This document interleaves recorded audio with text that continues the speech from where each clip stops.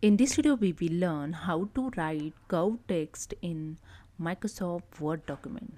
So let's start. Open your Microsoft Word document and go to the Insert tab and go to the text group and click on the Insert Word Art. Just click on it and here select any art.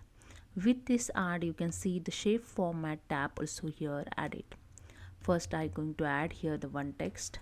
So I simply add here how to write curve text.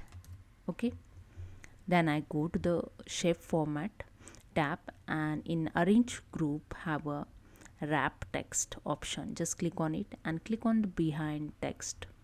Okay, and after that in shape format tab go to the word art style and click on the text effect option and then click on the transform and click on the follow path. Just click on the first option and you can see the text is curve.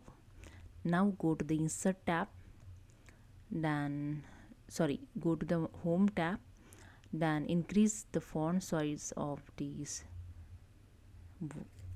word and I just 150. Now you can see, just drag below and that's it, your curve text is ready.